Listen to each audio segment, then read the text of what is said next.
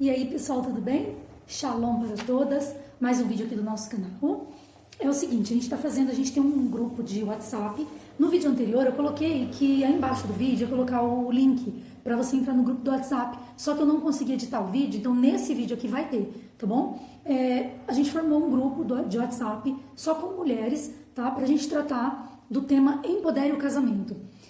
Apesar do nome, não é só para mulheres casadas, tá, gente? Então, assim, para mulher casada que tiver um companheiro ou que mora junto, ou estiver vivendo um relacionamento sério e quiser construir uma relação mais saudável, ou para mulheres que de repente tiveram um relacionamento e perderam esse relacionamento, ou ficaram viúvas, ou para você que é solteira, mas está afim de aprender os princípios, os maiores princípios para você ter um relacionamento saudável e duradouro, tá? Então, se você se incluir se você se incluir nesse grupo, né, de pessoas, você pega o link aí que vai estar aqui na descrição e depois você entra no grupo, tá legal? Você acompanha o nosso grupo e se você não gostar, você tá na liberdade de sair quando quiser, fechou? O primeiro vídeo que a gente colocou lá no grupo e que eu coloquei aqui, a gente falou sobre identidade. Qual é a proposta do grupo? É que as mulheres elas aprendam a transformar a sua realidade, a transformar a sua vida através do seu pensamento, das suas ações e assumindo 100% da responsabilidade sobre a sua própria vida. Então, o primeiro vídeo eu tratei com vocês sobre identidade, porque a gente não consegue transformar a nossa realidade antes que a gente aceite essa realidade e que a gente conheça a nossa verdadeira identidade, o nosso verdadeiro propósito. Então, no primeiro vídeo a gente falou sobre a criação e sobre Eva, né? Sobre a influência de Eva sobre o seu marido e sobre o fato sobre de verdade o poder que foi dado para a mulher desde a criação, desde o Éden, tá bom? Esse segundo vídeo nós vamos tratar do seguinte, os nossos direitos de governo sobre a terra e por que Deus não está no controle de todas as coisas e por que Deus permite que coisas ruins aconteçam. Então, primeiro, gente, eu quero tratar com vocês sobre o nosso direito de governar a terra, tá? Existem vários versículos na Bíblia que podem comprovar isso. Um deles é o Salmo 115, tá? O versículo 16, o que ele diz? Os céus são do Senhor, mas a terra ele deu para os filhos dos homens. Entre muitos outros, gente. Em Gênesis, do capítulo 1, do versículo 26 até o 30, se você ler lá, você vai ver que Deus fez o homem à imagem e semelhança dele, né? Deus soprou o fôlego de vida em nós, Deus deu para nós o governo da terra, Deus fez a gente no sexto dia para a gente governar sobre todas as coisas que já estavam prontas, tá? Então, assim, inclusive os animais da terra, do céu, do mar, os animais selvagens, o sol, tá? Porque, veja, tem uma passagem na Bíblia em que Josué estava lutando e Josué fala para o sol, sol, detenha-te. Enquanto eu não vencer os meus inimigos, você não sai. O sol parou, gente. Então, assim, por quê? Porque Josué estava no propósito dele. Ele estava cumprindo uma ordem de Deus que era eliminar aquele povo inimigo. Então, enquanto ele não matou todos os inimigos, o sol não se foi. Olha só que negócio incrível e impressionante. Então, veja, Josué não falou, em nome de Jesus, para o sol. Não, Josué falou, sol, para. Você não sai daqui enquanto eu não vencer os meus inimigos, porque essa foi a ordem de Deus. Entenderam? Então, assim, tem esse versículo de Gênesis do 26 ao 30, o capítulo 1, do 26 ao 30, se vocês lerem, vocês vão entender o governo da terra dado para nós, tá? Os filhos dos homens. Salmo 115, o Salmo 8, também o versículo 6 fala, né? Davi fala, né? Onde puser os seus pés, tudo é teu, tudo está sobre o teu domínio. E sabe, gente, domínio quer dizer controle, poder de governar. Então veja, o domínio da terra foi dado para nós. Só que toda vez que eu fico esperando o agir de Deus, eu não tomo controle. Vocês estão entendendo? Eu estou falando isso para vocês como uma pessoa que está dentro da igreja há bastante tempo e dentro da igreja eu ouvia isso. Ora e espera em Deus. Não, gente, Deus não vai vir fazer nada mais aqui, tá? Veja bem, quando Jesus na cruz diz, está consumado, ele diz para você assim, ó, a minha parte eu já fiz. O negócio agora é contigo. Arregaça as mangas. Toma conta desta terra que meu pai te deu. Eu não tenho mais nada a ver com isso. Se vira. Gente, de verdade, foi isso. O está consumado na cruz quer dizer exatamente isso. Fabiana, então não devo mais orar? Deve. Agradeça. Exalte o nome desse Deus. Louve a Deus. Peça sabedoria, espírito de discernimento, de sabedoria, espírito de revelação. Mas o agir é teu. Deus não vai vir mais aqui. Entenda, Deus, ele tem o controle de todas as coisas, ele tem, mas ele não está no controle da terra, porque ele decidiu passar o controle desta terra para você, para mim, para os filhos dos homens, tá bom? Então essa é a primeira coisa. Segundo, o papel da mulher, gente. Veja bem, nós fomos criadas, olha só, 1 Coríntios diz assim, a mulher foi criada a partir da costela de Adão. Então, a mulher veio do homem, e o homem, depois disso, viria da mulher.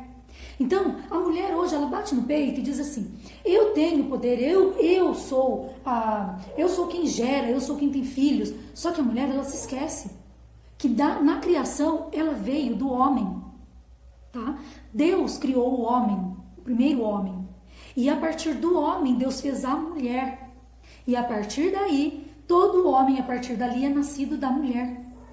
Por que Deus faz isso, gente? Porque homem e mulher, para que eles nunca sejam independentes um do outro. Quando a mulher, ela diz, eu posso ter um filho sozinha, porque eu não dependo do homem para ter um filho, porque eu posso comprar um sêmen, eu posso fazer qualquer coisa, ela se esquece da criação. Foi do homem que Deus tirou a costela, foi a partir do homem que Deus fez a mulher. Entende?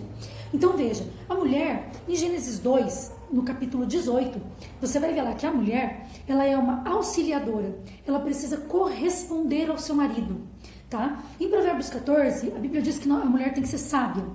Em Provérbios 31:10, a Bíblia diz que a mulher, ela precisa ser exemplar, ela precisa ser fiel, fazer somente o bem para o seu marido. Em 1 Timóteo diz que a mulher tem que ser sóbria e confiável. Efésios, gente, se você ler Efésios, o capítulo 5 inteiro, ele só vai falar disso.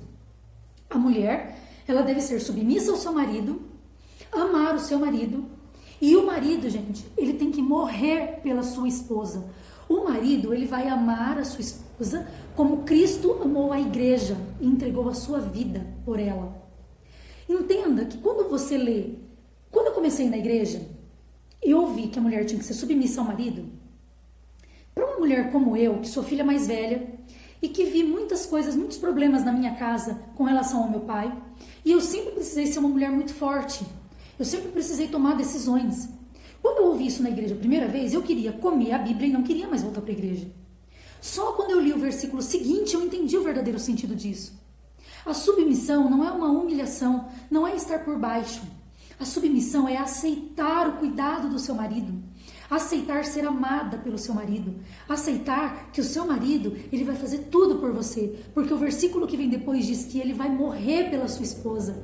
Então, perceba como ficou mais fácil ser submissa a um homem que vai te amar mais do que a própria vida dele, que vai morrer por você. Quando eu entendi isso, eu comecei a querer estudar o que Deus queria dizer com isso, entende? Olha só, a Bíblia diz também, em Provérbios ainda, tá, gente? Provérbios 12. A Bíblia diz que a mulher sábia, ela é uma coroa para o seu marido. Mas que a mulher rixosa, ou seja, a mulher briguenta, a mulher que cria contendas na sua casa com o seu marido, esta mulher, a Bíblia compara como se ela fosse um câncer nos ossos do seu marido. Gente, é muito forte. É muito forte. Entende? Você pode até dizer para mim, Fabiana, mas o meu marido não é fácil, você não conhece o meu marido. Mas eu conheço a mulher, porque nós somos iguais. E, gente, de verdade, a gente não é fácil. Gente, nós somos assim, gente, nós queremos mandar em tudo. De verdade. Eu sou mulher, eu sei o que eu tô falando. Entende? Aí, olha só. Nós assistimos esses dias na palestra do Pablo, né? Falando sobre a mulher multiplicar, né? Então, assim, o homem, ele tem a semente, mas quem multiplica é só a mulher, entende? Então, veja, para a semente frutificar, crescer, ela precisa de uma terra fértil. Então, o homem, olha só o que eu entendi, uma coisa que veio na minha mente com muita clareza. O homem não realiza um sonho sozinho. Ele precisa da mulher para frutificar esse sonho, ele precisa da terra fértil. E qual é a terra fértil para que o seu marido deposite os sonhos dele, os desejos do coração dele? A terra fértil é o seu coração, mulher. Você precisa ser confiável, amável, fiel, auxiliadora, cúmplice, para que o seu marido ele consiga depositar os sonhos dele no seu coração. Porque é o seu coração que vai multiplicar os sonhos do seu marido, que são as sementes. Amém? Então a gente precisa entender isso de uma vez por todas. Tá? Outra coisa que eu quero conversar com você. Você pode até falar assim para mim, Fabiana, meu marido me deixou. Ou então, Fabiana, meu marido morreu. Meu marido me deixou com 2 filhos pequenos. Sabe, eu passei dificuldade, meu marido me trocou por outra mulher. Por que Deus permite que isso aconteça? Por que Deus permitiu que isso acontecesse na minha vida? E aí eu volto a falar com você sobre o domínio. Gente, Deus não permitiu. Isso não é permissão de Deus. Compreendam que Deus deu esta terra para o domínio dos homens. Enquanto eu espero, enquanto eu não exerço domínio, alguém domina no meu lugar. Então vejam bem, olha, Deus criou o mal? Não. Deus criou o bem, porque Deus é bom. A essência de Deus é o bem. Deus criou o bem. Por que o mal existe? O mal é a corrupção do bem. Nós não saberíamos o que é o mal se não existisse o bem para balizar, entendeu? A gente precisa de algo para comparar. Como é que eu sei que o mal existe? Porque eu comparo com o bem. O mal é a corrupção do bem. Da mesma forma que eu sei que algo é mentira, quando eu tenho a verdade para comparar. A mentira, ela é a corrupção da verdade. Deus não criou o mal. Deus criou o bem, que foi corrompido e se tornou mal. Fabiana, como que o bem foi corrompido? Quando Adão e Eva, por exemplo, decidiram conhecer o bem e o mal, o bem foi corrompido. Eles tinham um relacionamento com Deus, eles só conheciam o bem de Deus. Mas quando eles se corromperam, eles quiseram conhecer o outro lado, que não era o lado de Deus. Então eles conheceram a corrupção do bem, que é a essência de Deus.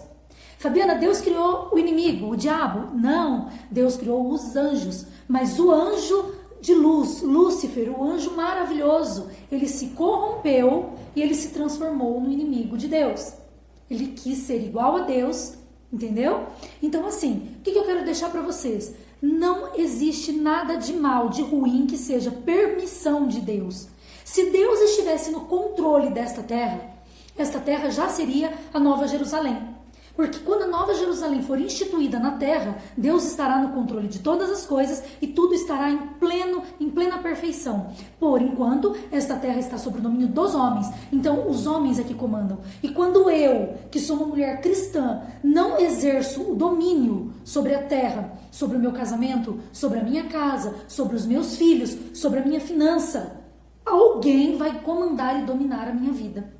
Amém? Então eu queria deixar essa reflexão para vocês, os versículos, tudo que a respeito desse vídeo vai estar aqui, tá, gente, no nosso grupo do WhatsApp, tá bom? Um beijo para vocês, eu amo a vida de vocês e vamos compartilhar nossas experiências aqui, tá bom? Um beijão para vocês.